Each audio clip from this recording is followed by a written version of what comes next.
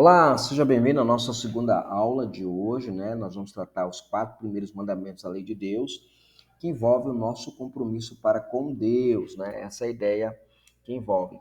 Aquela divisão que Jesus ensina lá no Evangelho de Mateus, né? Quando ele vai falar para nós sobre a questão de que devemos amar a Deus sobre toda qualquer coisa e ter o próximo como a si mesmo. Então, a primeira parte, amar a Deus, envolve o nosso compromisso para com Deus, e a segunda parte, o próximo, o nosso compromisso com o nosso próximo.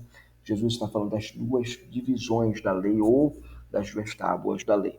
Meu nome é João França, seja bem-vindo ao nosso curso, o curso de Introdução aos 10 Mandamentos. Você estará estudando os 10 Mandamentos com base em Êxodo capítulo 20 e com base no que está escrito no Catecismo Maior de Westminster, padrão de doutrina da Igreja Presbiteriana do Brasil, ok? Muito bem, vamos à nossa aula de hoje. Na aula de hoje, nós vamos trabalhar o primeiro mandamento, Êxodo capítulo 20, verso 3, diz assim: não terás outros deuses diante de mim. É um mandamento pequeno, é um mandamento muito simples. Aliás, as pessoas têm algumas dificuldades com esse mandamento, a gente vai aprender isso no segundo mandamento, a gente vai saber um pouco sobre isso quando chegarmos lá no segundo mandamento da lei de Deus. Mas é um mandamento simples, mas ele tem muita profundidade. Se você pegar o Catecismo Maior do Westminster, você vai pegar lá quais são os pecados proibidos no primeiro mandamento, você encontrará no primeiro mandamento 57 pecados que são proibidos no primeiro mandamento, segundo o Catecismo Maior de Westminster. Haja pecado, né? Então, o primeiro mandamento ele é importante para a vida da igreja. Então, primeiro, o que é que ele ensina? Primeiro, ensina que Deus é o nosso objeto de culto. Isso envolve o quê? Primeiro, que ele é o centro dos nossos afetos, ou seja, tudo que eu desejo, tudo que eu almejo, tudo que eu tenho que fazer, eu tenho que prioritariamente me dirigir a Deus. Porque Deus, ele é o meu Deus, ele diz que ele não devo ter outro Deus diante dele, ou seja, eu tenho que estar com meus afetos, ele é o centro dos meus desejos, ele é o centro da minha vida e da minha existência. Ignorar este fato é ignorar de fato o que a Bíblia, a palavra de Deus, ensina sobre o ser divino. Deus, ele exige de nós a primazia, ele exige de nós a prioridade. Esse é o ponto interessante que o mandamento nos lembra, né? Um outro ponto que é ressaltado aqui implica na nossa dependência exclusiva dele. Nisso está incluído que tudo que nós desejamos e almejamos devemos, de fato, contar com ele. O desespero não resolve o problema. Aliás, é pecado contra a lei de Deus o desespero, né? É nos dito lá no Catecismo Maior de Westminster que o desespero também é um pecado contra o primeiro mandamento. Então, o fato de eu ver a providência de Deus de alguma forma me cercando de algum lado, e às vezes o desespero toma conta do meu coração, eu preciso entender que isso está indo contra o primeiro mandamento de Deus, que ele diz que ele é o único Deus que eu devo me prostrar e adorar. Quando eu me preocupo, eu estou procurando a solução do meu próprio passo, na minha própria força.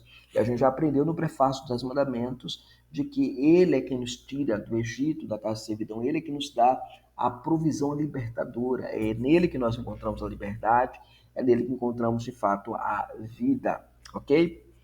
E também é nos colocado aqui que ele é o Senhor da nossa vida, ou seja, ele é o centro da nossa existência, né? Então, ignorar o primeiro mandamento de Deus é ignorar o ponto que nós aprendemos sobre Deus e sobre o seu ser. Então, o primeiro mandamento nos dirige, nos aponta para esta verdade, ok? Muito bem, vamos seguir aqui para o segundo mandamento, vamos estudar o primeiro e o segundo mandamento hoje, nessa aula. Então, para o segundo mandamento, o que, é que nós podemos trabalhar? Êxodo capítulo 4, capítulo 20, versos de 4 a 6. Assim, não farás para ti imagem de escultura, nem semelhança alguma do que é em cima dos céus, que não é em cima dos céus, nem embaixo da terra, nem nas águas debaixo da terra, não as adorarás, não os darás culto, porque o Senhor teu Deus, Deus zeloso, que visita em cuidar dos pais dos filhos, da terra terceira e quarta geração daqueles que me amam, e faço misericórdia daqueles que desculpem, que visita a iniquidade dos pais nos filhos até a terceira e quarta geração daqueles que me aborrecem, e faço misericórdia até 1000 gerações daqueles que me amam e guardam os meus mandamentos, ok? Então aqui chegamos ao segundo mandamento da lei de Deus. Veja, qual lugar do mandamento na lei de Deus, né? Alguns segmentos religiosos, como os luteranos e como os católicos romanos, eles fundem o primeiro mandamento no segundo mandamento, então fica um único mandamento, e o 10º mandamento eles dividem, né? O cobiçar a casa e cobiçar a mulher como sendo duas coisas distintas. Na verdade, não é, né? Então, essa é uma ideia de maquiar o segundo mandamento, que seria a parte idolátrica. Muito bem.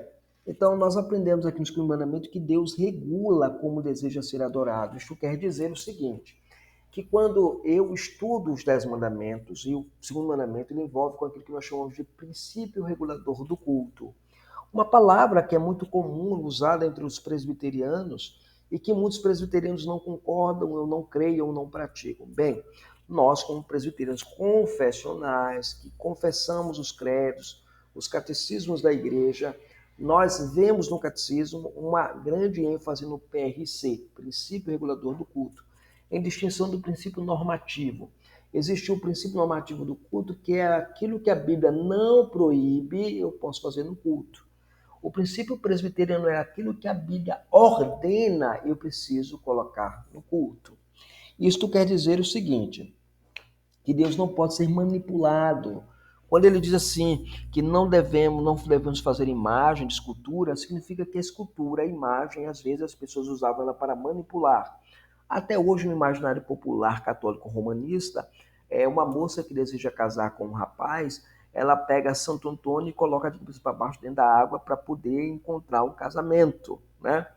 Então, isso é a manipulação do divino. Deus proíbe o uso da imagem para que nós não possamos manipular o divino. A Escritura, ao longo de todo o processo revelacional, ela vai mencionar que aquele que faz uma imagem se torna semelhante àquele objeto de adoração.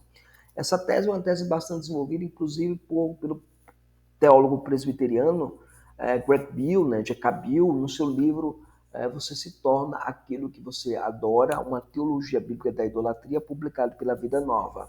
Nesse livro, o Jacob Beale lembra muito bem esse princípio de que aquilo que está no Salmo 115 acontece na vida de todo idólatra. Então, Deus não quer ser manipulado pela imagem, né?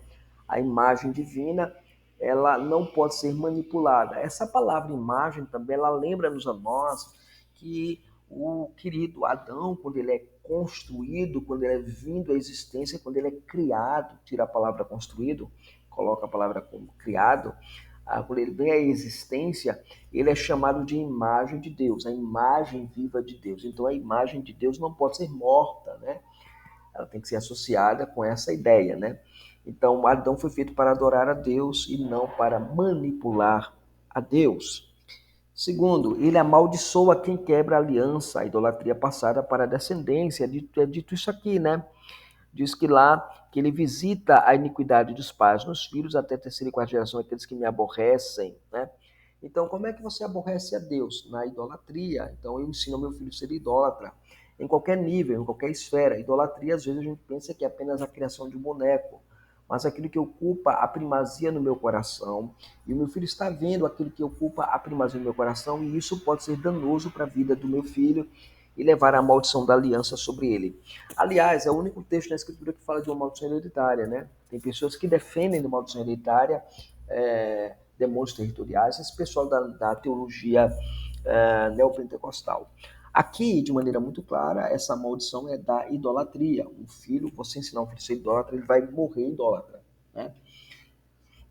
E Deus não permite isso no meio do povo da aliança. E também nós aprendemos aqui que o culto envolve famílias. Verso 6 diz que faz misericórdia até minhas gerações daqueles que me amam e guardam os meus mandamentos. Então, o culto público ao Senhor, ele deve envolver famílias. Famílias devem estar presentes no culto. E é claro, quando eu falo que tudo deve ser colocado no culto a partir da Escritura, isso envolve a pregação da palavra, que deve ser a partir da derivação das Escrituras. O cântico na igreja deve ser os salmos. O cântico dos salmos deve estar presente no culto. A salmodia tem que ser exclusiva.